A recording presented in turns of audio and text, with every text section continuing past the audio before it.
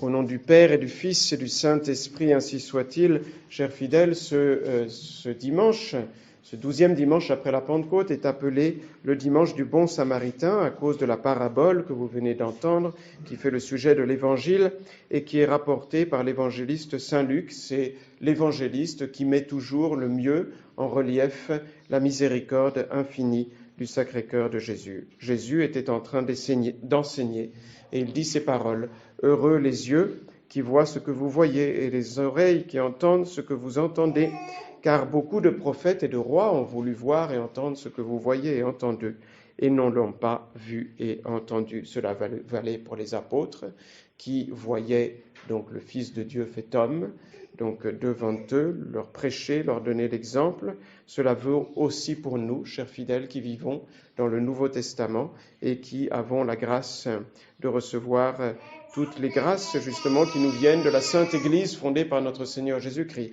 de la Sainte Église catholique, et d'avoir la connaissance et la foi dans le mystère de l'incarnation et de la rédemption de notre Seigneur Jésus-Christ, de sorte que notre salut est plus facile que pour les personnes qui vivaient dans l'Ancien Testament. Alors, nous dit l'Évangile, un docteur de la loi se leva et fit cette question pour embarrasser et pour critiquer notre Seigneur Jésus-Christ. « Maître, que faut-il que je fasse pour posséder la vie éternelle ?» Et Jésus, par sa réponse, va lui montrer, parce qu'il lit dans les cœurs, que ce n'est pas la connaissance qui lui manque, mais c'est la bonne volonté. « Qu'y a-t-il d'écrit dans la loi ?» dit le Sauveur. « Qui lisez-vous ?» Et lui le sait bien. C'est un docteur de la loi, il connaît mieux que les autres la loi. « Vous aimerez le Seigneur votre Dieu, répond-il, de tout votre cœur, de toute votre âme, de toute votre force, de tout votre esprit, et votre prochain comme vous-même. » Et Jésus répond au docteur de la loi: « Vous avez bien répondu, alors faites cela, et vous vivrez éternellement. » C'est-à-dire, gardez bien ces deux commandements. Aimez Dieu sans réserve, par-dessus toute chose, par-dessus vous-même. Aimez votre prochain comme vous-même, et alors vous aurez cette béatitude qui n'a pas de fin et pour laquelle le bon Dieu vous a créé.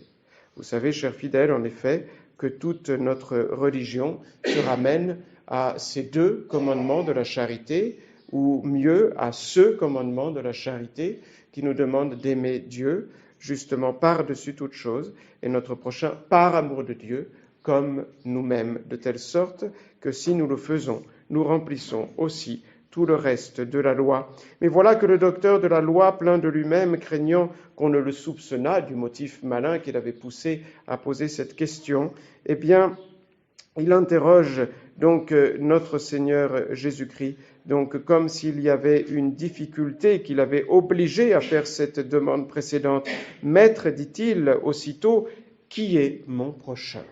Et voilà que ce docteur de la loi n'avait pas compris, lui qui connaissait si bien la loi, qui est son prochain, puisque pour les Juifs, eh bien donc les docteurs de la loi, les pharisiens, eh bien leur prochain c'était seulement donc les personnes de la même nationalité qu'eux, c'est-à-dire le peuple juif. Alors que Jésus va lui montrer par la parabole que vous connaissez bien, il va lui rappeler que notre prochain, c'est n'importe quelle personne que nous croisons sur la route de notre vie. Et donc, à partir du moment où nous croisons une personne, ce devient notre prochain. Nous devons vouloir le bien de tout le monde, n'est-ce pas? La charité, c'est ne pas faire, ne pas dire, ne pas souhaiter donc ce que l'on ne veut pas pour soi-même, n'est-ce pas? Et c'est par contre faire, dire et souhaiter à son prochain ce que l'on veut pour soi-même. Mais tant qu'on ne le rencontre pas, c'est un prochain hypothétique. Évidemment, nous devons prier pour tous les pécheurs et vouloir le bien de tous les hommes qui sont sur terre. Mais quand nous croisons une personne, alors c'est notre prochain. Évidemment, il y a un ordre dans la charité, vous le savez bien.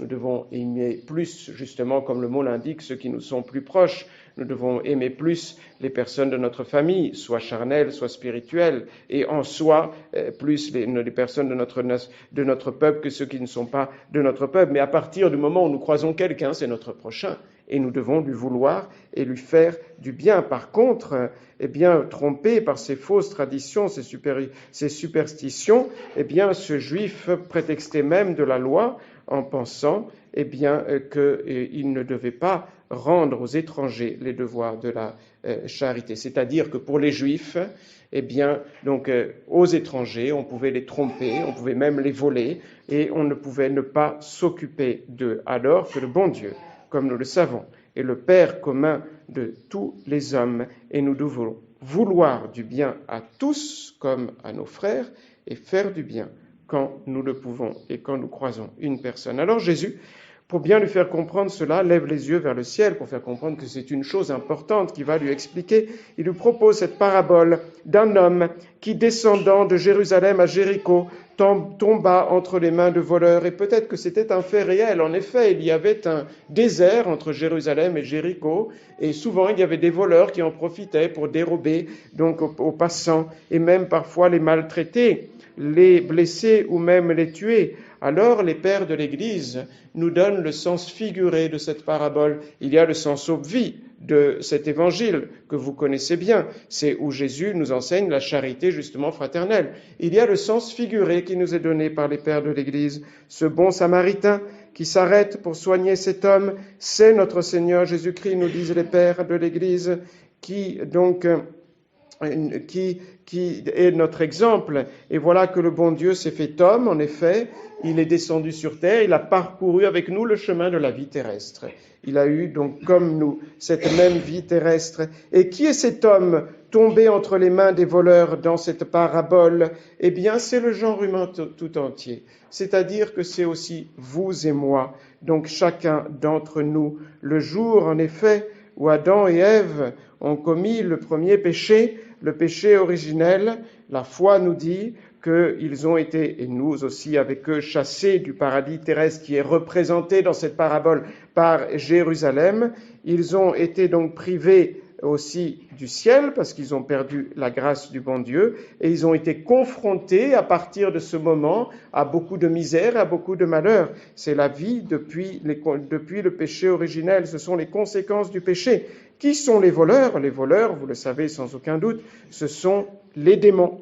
Les démons qui nous ont volés. Ils nous ont volé l'état de grâce, ils nous ont volé la grâce du bon Dieu, puisque nous naissons justement avec le péché originel et privés de cette grâce de Dieu, ils nous ont volé aussi l'immortalité. Et donc ces démons qui s'étaient montrés à ce moment-là à Adam et Ève sous la forme donc d'un serpent, maintenant se cachent pour continuer à nous tenter, pour continuer à nous attaquer. Et donc voilà que l'homme, après le péché originel, a été, nous dit l'Évangile, laissé à demi vivant. Nous, en français, on dit à demi mort, pas comme en latin. Et en effet, notre corps est devenu mortel, notre âme, par contre, est restée immortelle, et surtout, eh bien, l'homme, après le péché, est toujours vivant, car il est toujours capable, avec son intelligence, de connaître son Créateur, le bon Dieu.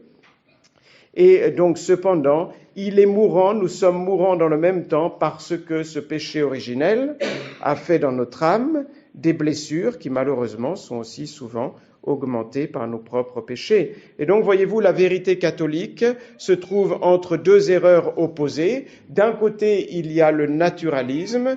Le naturalisme, par exemple, c'est le centre et le cœur de la doctrine des francs-maçons. C'est le pape Léon XIII qui le dit. Le naturalisme qui dit qu'il n'y a rien qui existe au-dessus de la nature de l'homme, et que l'homme, par sa nature, est capable de comprendre toutes les vérités et de faire le bien, sans cette aide de la grâce du bon Dieu. Et vous venez d'entendre l'épître d'aujourd'hui dans lequel saint Paul nous donne la révélation et nous dit exactement le contraire, que l'on n'est pas capable, sans la grâce du bon Dieu, même d'avoir une seule pensée bonne. Et de l'autre côté, il y a une hérésie, donc opposée, c'est celle de Luther et des protestants, en tout cas des premiers protestants, qui, quant à eux, croient au péché originel, au contraire des naturalistes, mais qui en aggravent les conséquences et qui disent que la nature humaine n'a pas été seulement blessée, ce qui est vrai. Nous avons des blessures dans les facultés que le bon Dieu nous a données depuis le péché originel, mais que la nature humaine a été en quelque sorte détruite, c'est-à-dire qu'elle a été corrompue,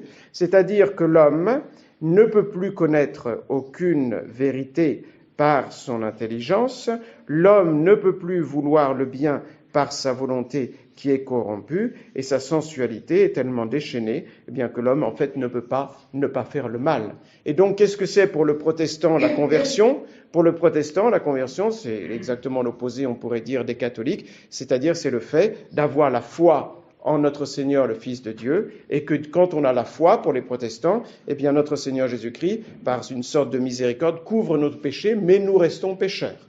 C'est-à-dire que pour le protestant, eh bien l'homme qui soi-disant se convertit est en même temps pécheur, il ne peut pas ne pas pécher, et en même temps juste. Vous remarquerez que malheureusement le modernisme actuel s'approche bien souvent du protestantisme, puisque maintenant, bien souvent, on entend eh bien, qu'on donne les sacrements, on donne la communion, on donne la confession, et donc aux personnes qui restent dans le péché, qui par exemple sont dans des situations de péché, et on leur donne quand même les sacrements. C'est le protestantisme. C'est exactement la même chose que dit Luther. Donc, qu'il n'y a pas de vraie conversion, qu'il est impossible de vraiment se convertir. Et qu'est-ce que dit la vérité catholique? C'est cela qui nous intéresse. C'est ce que dit Jésus dans l'Évangile, c'est-à-dire que notre nature, depuis le péché originel et aussi à cause de nos péchés personnels, a été blessée. Blessée dans son intelligence, de sorte que nous avons de la difficulté à connaître la vérité, blessé dans notre volonté qui veut le bien mais qui est faible et qui parfois est attiré vers le mal, et blessé aussi dans notre sensualité. Et voilà que le bon Dieu, c'est le Samaritain justement, c'est notre Seigneur Jésus-Christ, eh bien vient nous donner sa grâce par laquelle il y a la révélation, nous connaissons toute la vérité par la révélation, et sa grâce qui vient fortifier notre volonté. C'est ce qu'on appelle, ce que les théologiens appellent la gratia sanens, c'est-à-dire la grâce qui guérit. La grâce du bon Dieu, elle est faite pour guérir notre âme. Mais attention, vous le savez, chers fidèles, je ne vous apprendrai rien, je pense, en disant cela, eh bien, même si nous sommes convertis, eh bien, nous avons toujours en nous-mêmes ce que les théologiens appellent le fomes peccati, c'est-à-dire le foyer du péché. Nous avons toujours cette tendance vers le mal qui diminue par la grâce de Dieu, qui doit diminuer toujours plus durant notre vie, mais il y a ce combat entre la grâce de Dieu et la collaboration que nous donnons à la grâce de Dieu, cette grâce sanens, et le foyer du péché. Il ne faut pas croire par contre que parce que nous sommes convertis, parce que nous avons trouvé la foi, il n'y a plus de tentation.